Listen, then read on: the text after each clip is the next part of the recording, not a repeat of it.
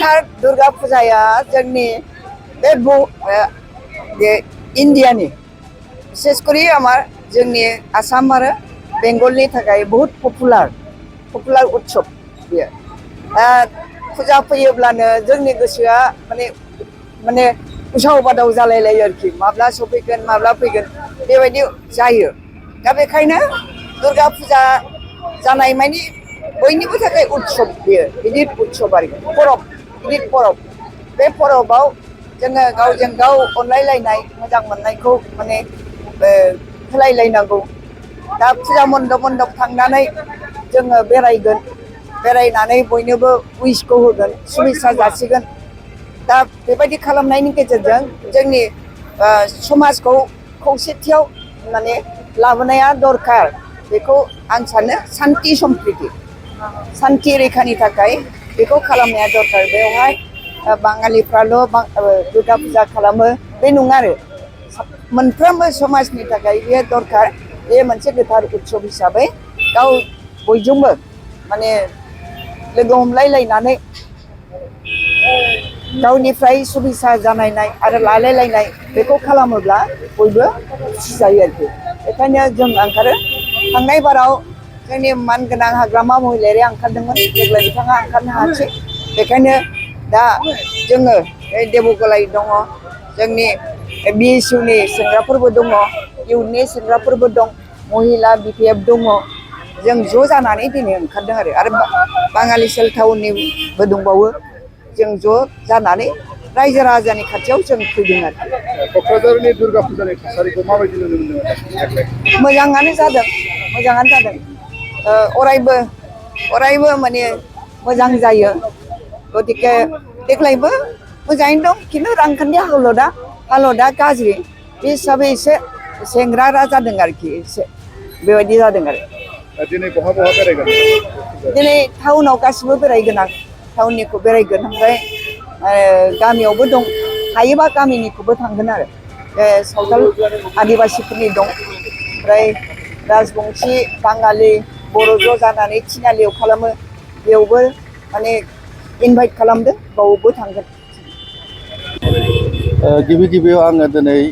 बाहाय गिबि कान्डन क्लाबाव बिथांमोना आंखौ खावलायहरदों आरो बिनिफ्राय खावलायनानै आंजों लोगोसे जोंनिनो बारग' केबिनेट मिनिस्टार आब' प्रमिला रानि ब्रह्म दंफायोमोन आरो बेजों लोगोसे जोंनि नैबे बिवेकानन्द क्लाबनि प्रेसिडेन्ट सेक्रेटारिजों लोगोसे आरो सेलनि प्रेसिडेन्ट सेक्रेटारि जोंनि बेंगलि सेलनि डिस्ट्रिक्टनि ब्लकनि BSUनि जों ज' दिनै बेहाय मोनसे इन'ग्रेसन खालामदों बे ओनसोलनि बोराय बुरिफोरखौ जोङो टट'जों प्रत्येक मन्दपाव बेरायहोदों जों बेखौ दिनै बे प्रग्रामखौ दिनै लानाय जादों बिथांमोननि हेफाजाबाव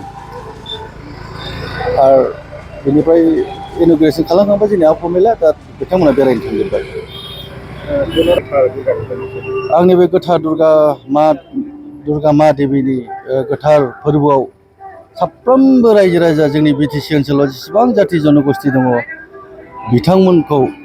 जे गोसो गोरबोयै गोथार बे दुर्गा फुजाखौ बयबो मोजाङै सिबियो खुलुमो बावो जाहाथे जोंनि दुर्गा माया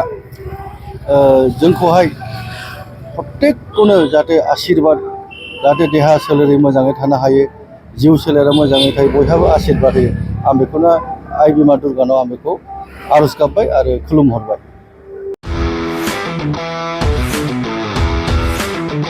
गोजोनथाव खौरां TVSनि गारि लानो गोसो गुदुं जानाय सुबुंफोरनि थाखाय मोनसे गोजोनथाव खौरां चिरां जिल्ला बिजनीनि बागुरुम्बा TVS गारि श'रुमा नोंथांमोननि थाखाय दुर्गा फुजानि धामाका अफार लानानै फैदों बाइक आरो स्कुटि गारि सालायनो मोजां मोनग्रा रायजो राजाफोरनि थाखाय बागुरुम्बा TVS गारि श'रुमा धामाका अफार होना नोंथांमोननि गेजेराव मोनसे मोजां खाबु होगासिनो दं बिजनी स्टेट बेंकनि साखाथिनि CRPF केम्पनि उल्था सोनाब फारसे थानाय बागुरुम्बा TVS श'रुमाव डाउन पेमेन्ट होनानै नोंथाङा TVSनि गारि लानो हागोन